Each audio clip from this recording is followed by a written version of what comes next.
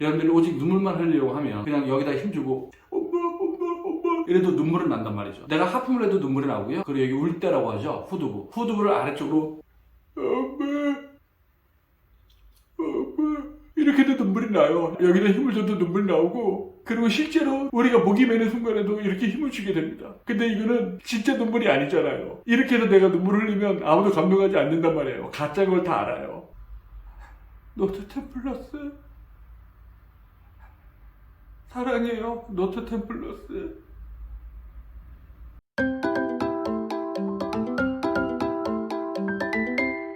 네, 안녕하십니까. 진정 배우로 꿈꾸는 사람들의 멘토 K-에트입니다. 오늘은 여러분과 함께 눈물 연기 잘하는 방법, 눈물 연기와 슬픈 연기의 차이, 눈물 연기와 우는 연기의 차이에 대해서 살펴보는 시간들을 갖도록 하겠습니다.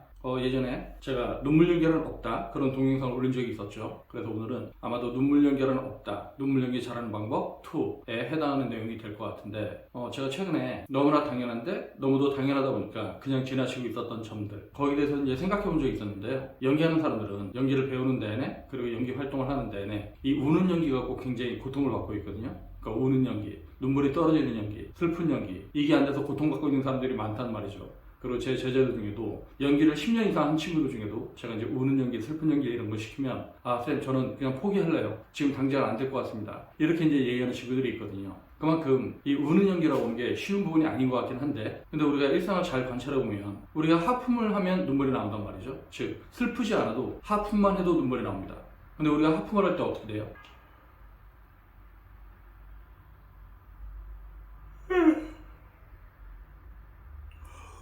자, 이런 식으로 하품을 하죠. 그리고 우리가 언제 하품을 하나요? 하품을 할 땐 주로 닫힌 공간에서 여러 명이 대화를 하고 있거나 회의를 하거나 아니면 공기가 통하지 않는 답답한 공간에 있다가 창문을 열면 그때 우리가 하품을 하게 되는 경우가 많이 있잖아요. 그리고 그렇게 밀폐된 공간에 있다가 누군가가 한 명이 하품을 먼저 하게 되면 그 주변의 사람들도 다 같이 따라하게 됩니다. 그러니까 하품이 전염되는 것처럼 다 같이 따라하게 되죠. 한 명이 하면 주변 사람들도 하고 하품을 따라하게 됩니다. 근데 왜 이런 현상들이 생기는 걸까요? 우리가 하품을 하게 되는 경우는 우리 몸 안에서 산소를 많이 필요로 할 때 내가 최대한 많은 산소를 한 번에 흡입하기 위해서 하품을 하게 되죠. 그래서 하품이 일어나는 메커니즘을 잘 보면 하품을 할 땐 횡격막이 최대한 많이 내려갑니다. 횡격막이 최대한 많이 내려가고 폐가 최대한 커지겠죠. 그리고 어깨 호흡도 하게 됩니다. 그러니까 즉 횡격막 호흡도 하고 흉곽 호흡도 하고 어깨 호흡도 동시에 하게 되죠.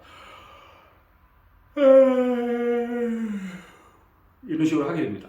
근데 웃긴 건 이렇게 하품을 하고 나면 눈물이 난단 말이에요. 대체 하품을 할 때 눈물이 왜 나는 걸까요? 즉 하품하고 눈물이 상관이 있는 것 같은데, 그러니까 여러분들이 좋아하는 눈물 연기, 여러분들이 눈물 연기 잘하려면 하품을 잘하면 될 것 같은데, 대체 이 하품과 눈물이 어떤 관계가 있기 때문에 그렇게 눈물이 나는 걸까? 그래서 우리가 잘 생각해보면 하품이 나면 눈물이 나오긴 하죠. 근데 하품을 한다고 슬퍼지나요? 근데 우리가 슬프면 눈물이 나옵니다. 즉 슬퍼도 눈물이 나오고 하품을 해도 눈물이 나오는데, 눈물은 똑같은 눈물인데 슬플 때 눈물이 나오는 건 슬퍼서 눈물이 나오는 거고, 그렇기 때문에 우리가 이제 슬프다는 느낌을 갖게 되고, 근데 하품을 해서 눈물이 나오는 경우 우리가 눈물이 나오긴 하지만 슬프다는 감정은 없어요. 슬프다는 느낌은 없죠. 그래서 왜 우리는 하품할 때 눈물을 흘리게 되는 것일까? 이걸 잘 관찰하다 보니까 제가 좀 아까 얘기했었지만 하품을 할 땐 횡격막이 최대한 많이 내려간다 그랬잖아요. 그리고 산소를 최대한 많이 들이마시기 위해서 어깨 호흡도 하게 되고, 즉 횡격막 호흡, 복식 호흡과 흉곽 호흡, 어깨 호흡을 동시에 한단 말이죠.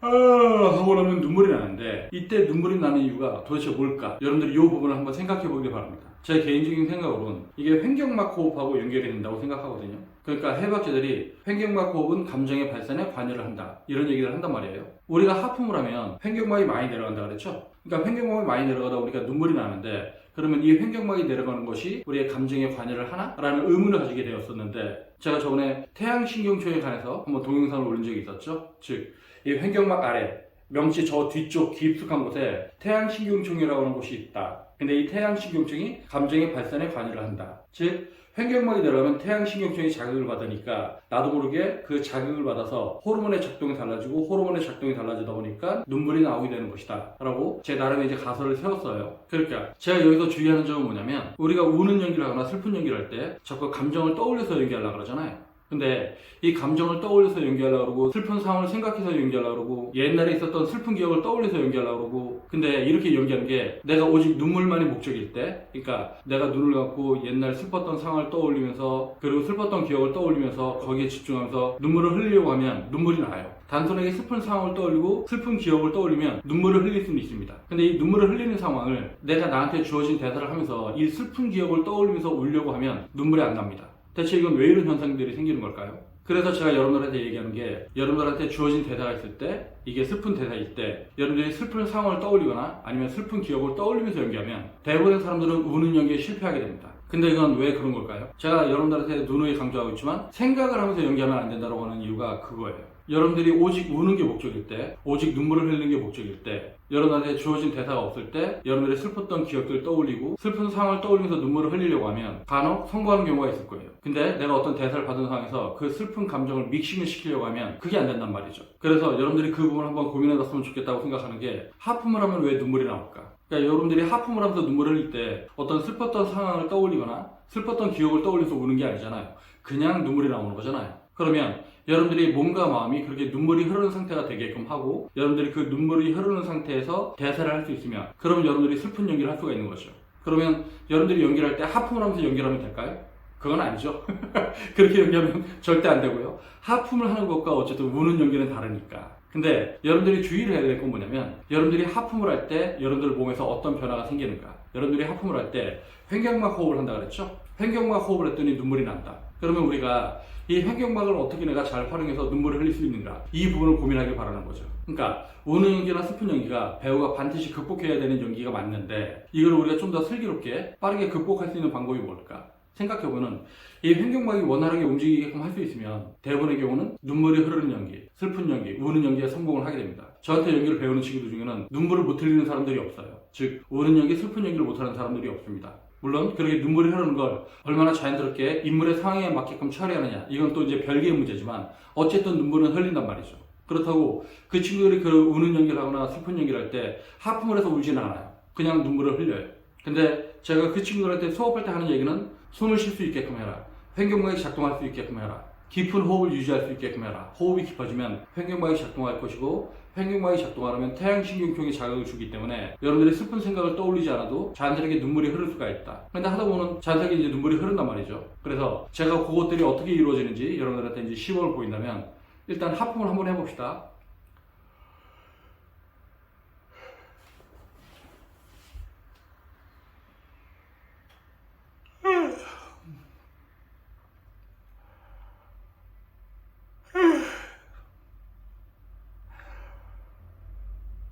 이 하품하는 느낌을 주면 여러분들의 횡격막이 굉장히 깊이 아래쪽까지 내려갈 거예요. 하품을 계속 한번 해보세요.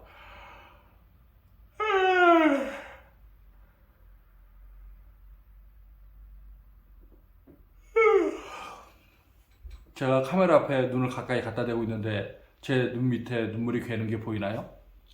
아마 좀 그렁그렁한 게 보일 텐데 예, 여기서 하품을 몇 번 더 하면 이 눈물은 떨어지게 되어 있습니다.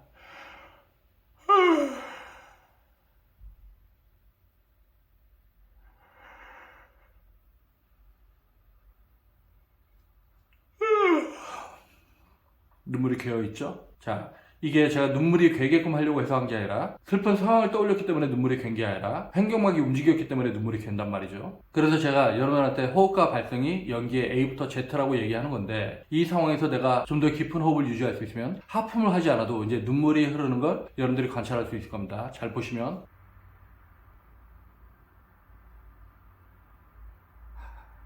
엄마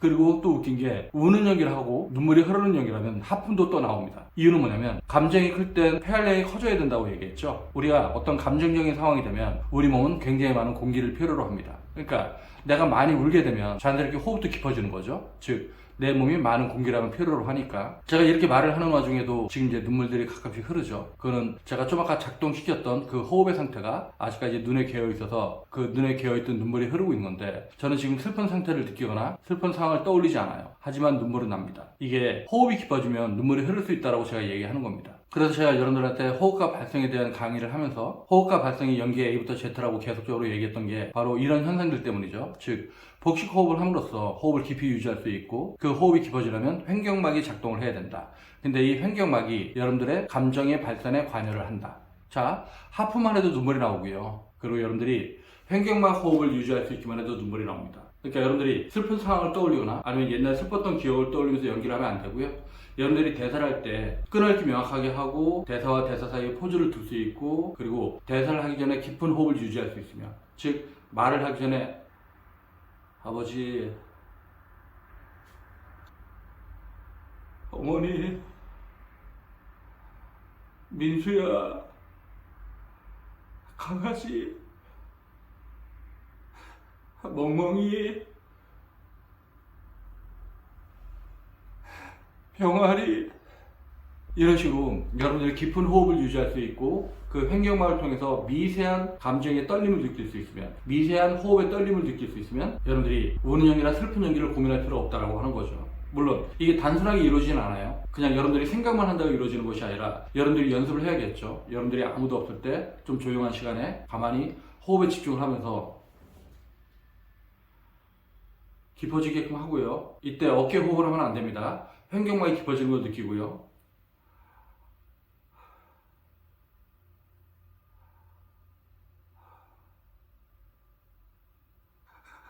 그래서 호흡의 떨림을 느끼고요.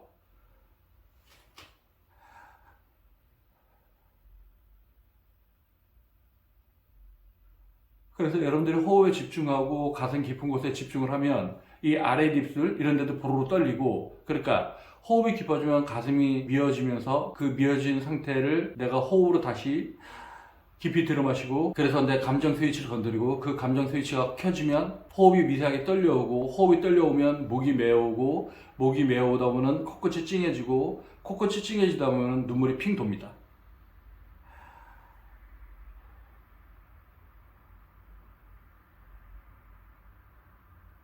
내 핸드폰은 삼성 갤럭시 노트 10 플러스인데, 근데 노트 10 플러스만 돼도 녹음도 잘 되고 그러네. 노트 10 플러스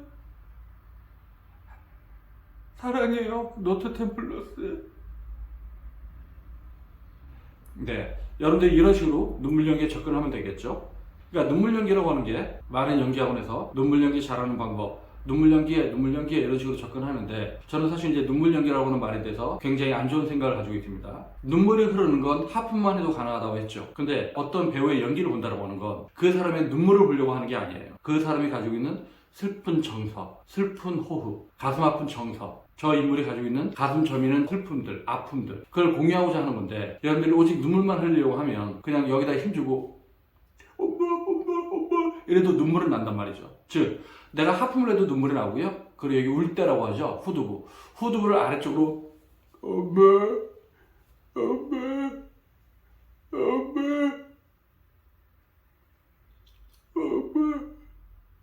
이렇게 해도 눈물이 나요. 여기다 힘을 줘도 눈물이 나오고,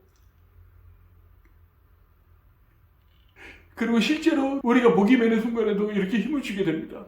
근데 이거는 진짜 눈물이 아니잖아요. 이렇게 해서 내가 눈물을 흘리면 아무도 감동하지 않는단 말이에요. 가짜인 걸 다 알아요.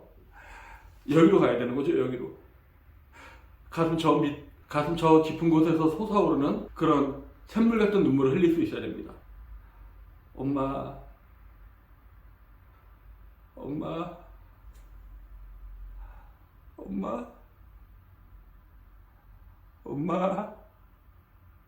그러니까 여러분들이 우는 연기를 할 때 자꾸 눈물을 흘리려고 하고, 그리고 이쪽에 힘을 주는 이유는 뭐냐면, 여러분들이 실제 눈물을 흘릴 때 목이 메어지는 순간들이 있거든요. 근데 여러분들이 일상에서 실제로 울 때 이거를 기억하고 있는 거예요. 이거를 기억하고 있고 여기는 기억하고 있지 못합니다. 즉 가슴의 감각, 횡격막의 감각은 너무도 미세하기 때문에 여러분들이 이 감각을 가지고 있지 못하고 오직 여기만 기억하고 있으니까 여러분들이 우는 연기를 할 때 자꾸 여기다 힘을 주고 목이 메어오는 연기를 하는 게 아니라 여러분들이 목을 쪼르는 연기를 하게 되는 거죠. 근데 그런 식으로 우는 연기에 접근하면 안 된다고 하는 거예요. 즉 하품만 해도 눈물이 나오고 목을 엄마 이렇게만 해도 눈물이 나오는데 여러분들이 연기를 이렇게 상투적이고 가식적이고 인위적으로 접근하면 안 된단 말이죠.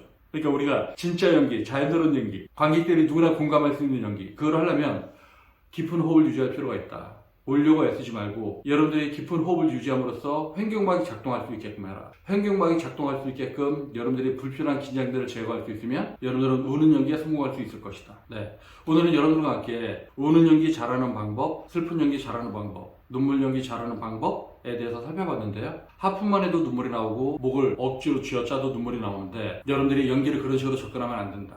나 지금 콧물도 나오고 있는 것 같은데? 아유, 창피하다. 어쨌든 여러분들이 이렇게 눈물이 나오면 콧물도 나오죠. 이게 자연스러운 현상입니다. 이거 어떡하지? 이거 편집도 안 되겠는데. 그래서 콧물도 나오는지 모르고 이제 제가 여러분들한테 연기 동영상 강의를 했었는데요. 슬픈 연기, 우는 연기를 잘 하려면 여러분들이 깊은 호흡을 유지하고 그리고 횡격막이 작동할 수 있는 그런 호흡 상태를 유지할 수 있으면 여러분들은 심리, 신체적으로 우는 상태에 가까운, 슬픈 상태에 가까운 그런 연기를 할 수 있다. 네, 이런 내용을 설명하면서 오늘 동영상을 여기서 마치도록 하겠습니다. 그러면 다음 동영상 볼 때까지 안녕.